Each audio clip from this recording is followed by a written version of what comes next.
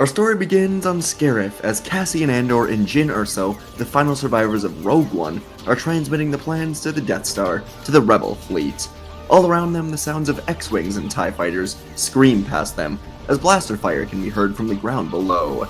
They were winning, but on the beach, Darth Vader had arrived to the battle much earlier than expected, and he took his personal shuttle down to the beach to try and wipe out all of the rebels himself. The information that the Death Star was flying to Scarif was never reported to Vader. Tarkin may say he simply forgot, but others would say that Tarkin was hoping for something like this to happen, as he and Vader's relationship had grown rather tense. And as the Death Star emerged over Scarif, Tarkin was informed that Lord Vader and Director Krennic are still on the surface. Tarkin almost smiled as he told the crew that taking out the rebels is far too important, and they may fire when ready. On the beach, Vader could feel the Death Star plans slipping through his fingers, while the future of the rebellion hung on a thread. Vader wanted to show his true value to the Empire today, but the sky darkened. He paused mid-stride, tilting his gaze upward. Emerging from hyperspace, the Death Star loomed above Scarif, its silhouette unmistakable, monstrous, and impossibly close. Vader stood still. The Force churned inside of him with an unfamiliar tension. This was not strategy or control by the Empire. This was annihilation. He reached out with his senses, trying to locate Tarkin, the crew of the battle station, the Emperor's will, and he found nothing.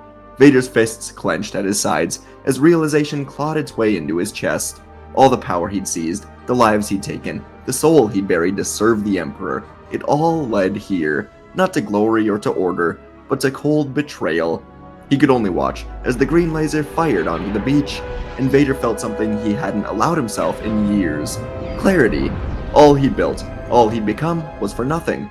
And then, the blinding explosion consumed the sea, the tower, and the man who'd once been Anakin Skywalker. He died. All alone. And in space, as Tarkin stood with satisfaction, thinking that the Death Star plans were destroyed with the Scarif rebels, he was quickly informed of a transmission that came out of Scarif. The rebels transmitted the plans to one of their vessels. Tarkin immediately ordered a strike team to intercept the ship, but the only available one was Vader's ship, and it was simply no longer in position. Tarkin had no choice but to watch, as the rebel fleet was able to jump to hyperspace, and he was left in his own silenced failure. Vader was dead. One of the officers approached, telling Tarkin that the Empire is waiting to speak with him via hologram in the command center, and Tarkin just nodded slowly. Across the galaxy, Obi-Wan Kenobi felt a shift in the Force in his hut. It was as if a ghost that was haunting him suddenly just disappeared. Vader was gone, and soon the Tantive 4 would emerge from hyperspace above Tatooine. They were safe from the Empire for now. There was no immediate pursuit. The chaos over Scarif was behind them. Silence had followed. Princess Leia stood at the viewport of the ship as the crew scrambled to find landing coordinates, scanning for a beacon she'd been told to look for. A man in the Dune Sea. A Jedi, long thought dead. A man she met over 10 years ago, and a man she knew the rebellion could trust. As the ship descended into the atmosphere, Obi-Wan was already on the move. In the outskirts of Mos Eisley, whispers were spreading quickly.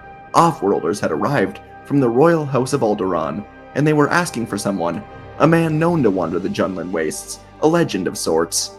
Kenobi moved through the town until he saw her. Leia, 2 droids, and a ship captain, and so Kenobi pulled them aside and told Leia to come with him. Before long, in the small hut, Leia was pacing the floor, white robes stained with dust, and R2-D2 projected the Death Star plans in a quiet hum as Kenobi looked on. Leia was extremely happy to see him, but she wished it were under better circumstances. She said that the galaxy teetered on the edge of annihilation, and her father believed in the return of the Jedi in this dire time. She'd come to ask for hope to be returned to the galaxy, and Obi-Wan stood quietly, hands folded out in front of him.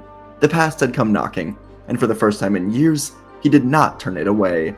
This was a sign from the galaxy. He'd waited too long to train Luke. He let Owen get in the way of what the galaxy needs, and it was time for Luke to find his true destiny. So, Obi-Wan approached the Lars homestead with Leia at his side, and Owen emerged from the home, already knowing what was coming. Obi-Wan spoke with a calm confidence, telling him the time has come. Luke deserves the truth, and he deserves a choice. The Empire's grip tightened each year, squeezing the outer rim dry, and the Death Star now threatened to wipe entire worlds from the stars. He could not stay hidden forever. Owen's protests were firm, but the boy had already stepped forward. Luke didn't need to hear more. He wanted nothing more than to get off this rock and do something meaningful with his life. He didn't understand why Kenobi and the princess sought him out, but he knew somehow, deep down, that this was his destiny. So as the twin suns dipped beneath the dunes, Luke Skywalker left the only home he'd ever known. Owen and Beru watched him go. They always knew this day would come, and deep down, they were proud of him. Back aboard the Death Star now, Tarkin stood in front of a hologram of the Emperor himself. The flickering blue figure radiated cold authority as he recounted the events at Scarif, with a composure that was like the calm before a storm.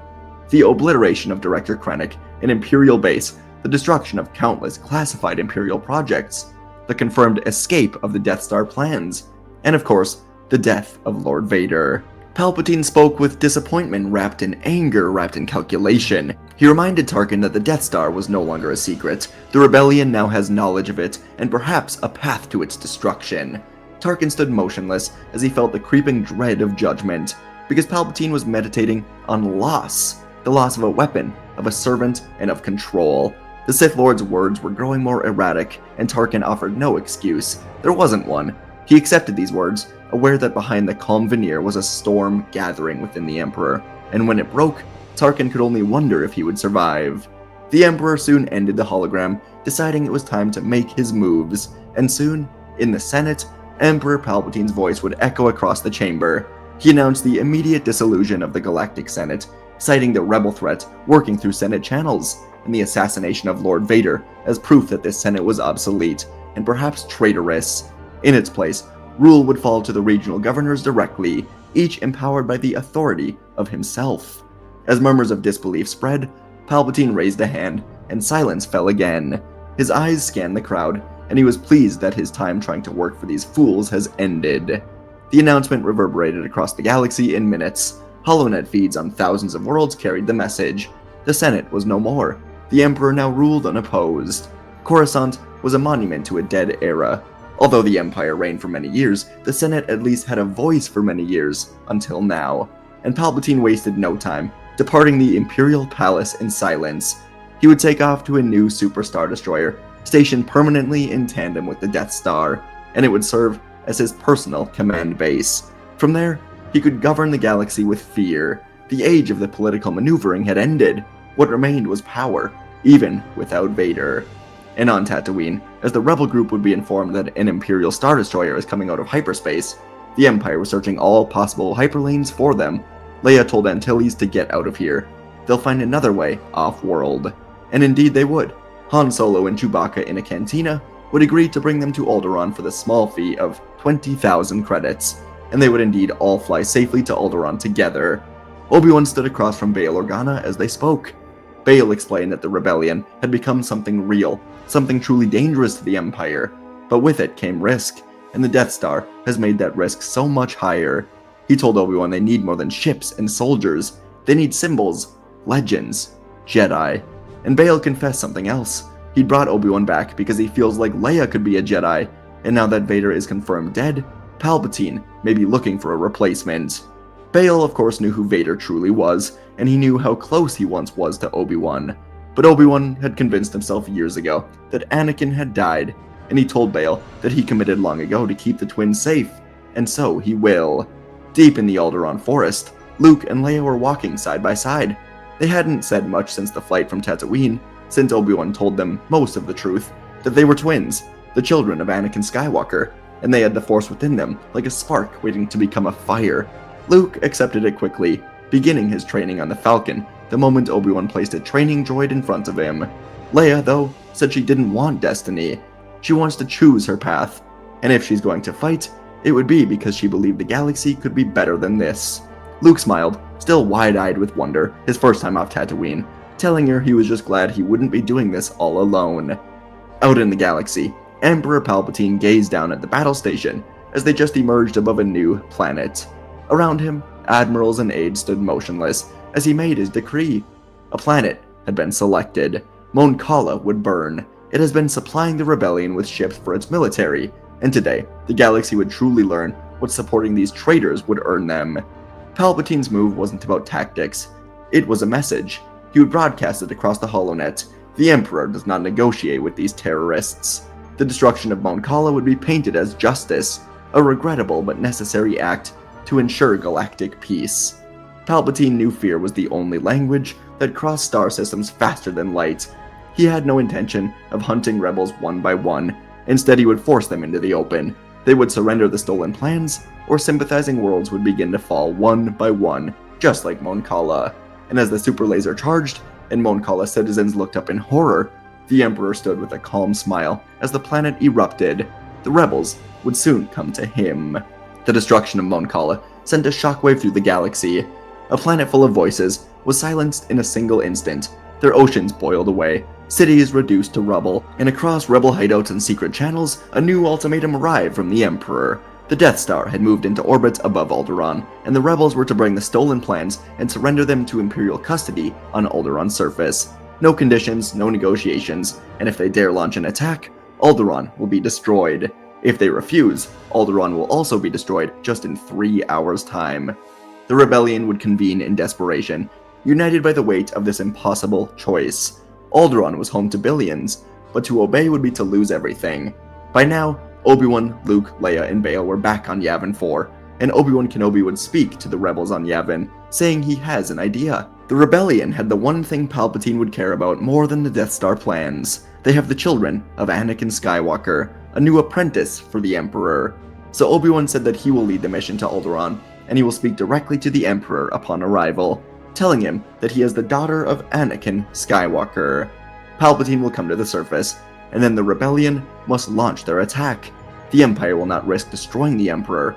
Bail Organa tried to protest. He couldn't risk Leia falling into the hands of the Emperor, but Leia and the others said this is the only way, and eventually Bail would give in. So, inside of the tent of 4, Obi-Wan, Leia, and Bail would take off from Yavin as the ship blasted into hyperspace back for Alderaan. They went over the plans again. Obi-Wan would contact the Emperor. He would tell him that he has the child of Skywalker. The Emperor will come to them. The rebels will attack, and they will have no choice but to win. As they flew through hyperspace, Obi-Wan would find a room alone, and he would meditate deep in the Force, searching for a long-lost friend. And far away, on Dagobah, Yoda would feel this call. From the Force Netherworld, Qui-Gon would help to bridge their minds, and Obi-Wan would tell Yoda of what is happening. Luke will need a guide as he tries to destroy the battle station. Yoda understood. So, on Dagobah, Yoda would allow himself to let go of his life, becoming one with the Force alongside Qui-Gon in a place where he could guide Luke in his most desperate hour. And finally, they ascended through the twilight haze over Alderaan, as Obi-Wan would stand in the transmission chamber of the Royal Palace. When the signal to the Star Destroyer connected, the air itself seemed to stand still.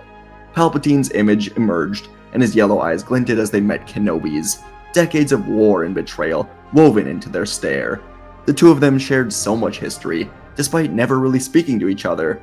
The bridge between them was always Anakin, from the day Obi-Wan began his training to the day he died on Scarif. And now, Kenobi was the only thing holding yet another Skywalker from falling into Palpatine's hands. Obi-Wan hated the Emperor, but he knew that the mission went far beyond his personal feelings, and Obi-Wan wasted no time. He announced that he held the stolen plans, but more than that, he had Leia Organa, daughter of Anakin Skywalker. The Emperor's lips curled ever so slightly, as he could feel Kenobi told the truth, but his voice remained steady, dripping with mockery. He questioned Kenobi's intent, mocked his failure to protect the old Jedi Order, to protect Anakin, and he cast doubt on Leia's usefulness. But Palpatine's hunger was sharp. Kenobi could feel this. He knew that if this girl had inherited even half of Anakin's power, then she was worth more than any apprentice he could craft out in the galaxy. Obi-Wan pressed further, calmly declaring that if Palpatine wanted Leia, he would need to take her himself. The bait was laced with history and arrogance, and Palpatine, despite all his mastery of foresight, could not resist the temptation. This was the moment he'd been waiting for, a chance to eclipse Vader by turning another Skywalker. So, he ordered a shuttle to the surface, and as the Emperor set foot on Alderaan, flanked by his Red Guards, Obi-Wan watched from a distance. And then, high above the stars, the Rebel fleet emerged. The Death Star did not fire on Alderaan with Palpatine on the surface. Not yet. Palpatine turned his gaze to the sky, the faintest grin curling on his lips. And from behind him, a lightsaber would ignite. Obi-Wan was here. Palpatine turned, voice laced with venom, as he told Kenobi to let them come, let them hope. For the rebellion would become a graveyard today, trying to take down the Death Star. Palpatine continued, telling Kenobi that he studied the Death Star schematics. The exhaust port that the rebels are targeting is far too small for anyone to hit. Their only hope was either himself or Leia, as targeting computers will not be nearly as effective as the Force. And now Obi-Wan would return that smile, telling Palpatine his overconfidence is his weakness. And Sidious, for the first time in decades, and more so for the fun of it rather than the need, ignited a red lightsaber. This would be enjoyed. He would relish the victory. And Obi-Wan would move away with desperation, every parry and every retreat calculated. Darth Sidious would press onto him with cruel delight, lightsaber striking like a snake, words filled with decades of hatred. This was a final hunt of the Jedi. Palpatine laughed as he drove Kenobi back, mocking the Jedi's failure, his solitude, the death of his order, how he would kill him instead of Vader. Lightning crackled from his fingertips as the duel forced Obi-Wan to leap, roll, and retreat through the palace. But Obi-Wan was not fleeing. He was leading Sidious. He knew he was no match for the Sith Lord, and step by step, he brought the Sith Lord through the crumbling halls, past shattered pillars, burning banners, until at last they burst into the open, onto a wide courtyard overlooking the capital below.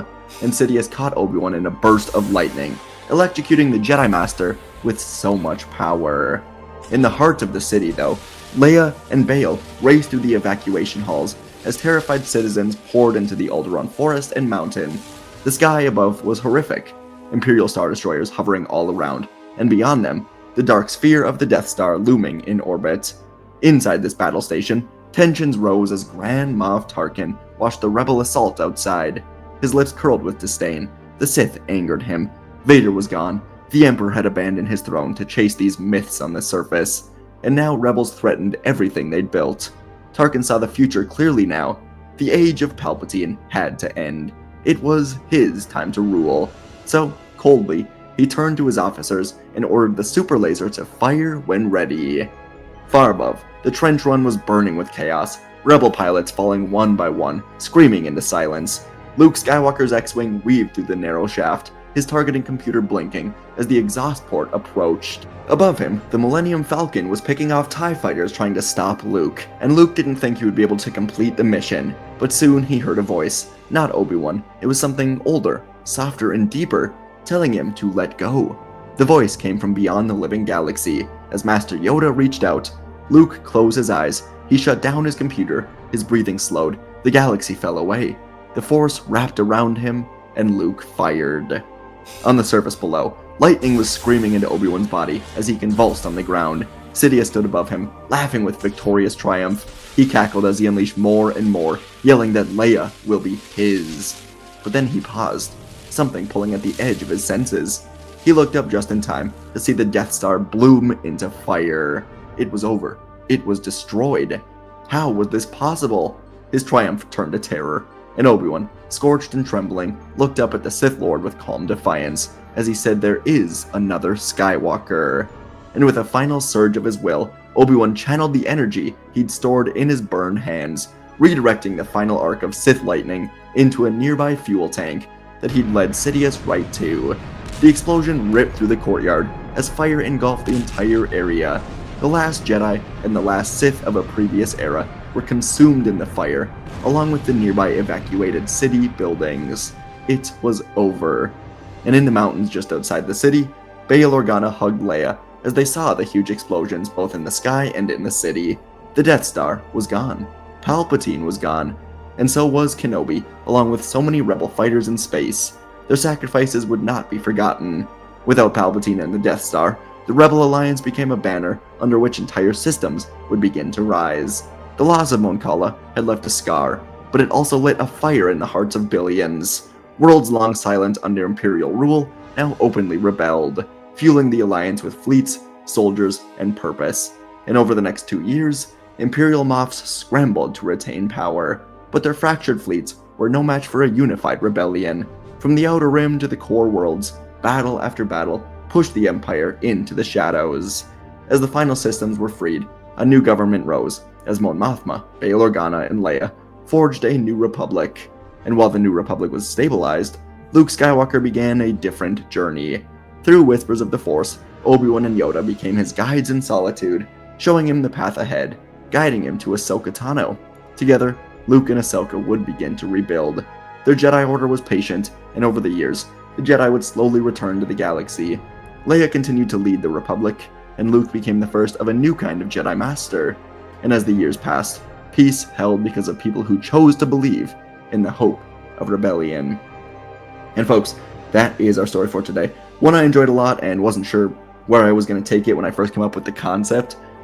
There was only a sliver of hope, like a tiny 1% chance I was ever going to do it, where somehow Vader maybe survives. I don't know, it was impossible, but I don't know. It's like a full power Vader story if he does that, and obviously not the path I wanted to go down. This was more of a path of just, I don't know, the threads of A New Hope were very tightly woven together, so what if, Vader wasn't there to help out at the end of Rogue One and beginning of A New Hope? And yeah, this was how it goes. I thought it was really fun to kind of feature Obi-Wan Kenobi in his older age. Yeah, I liked it a lot. Hope you did as well. Yeah, I guess I don't have much else to say. If you're a New York Knicks fan, sorry for your loss last night. Go Timberwolves. Anyways, appreciate y'all. Thanks for watching, and I'll see you in the next video.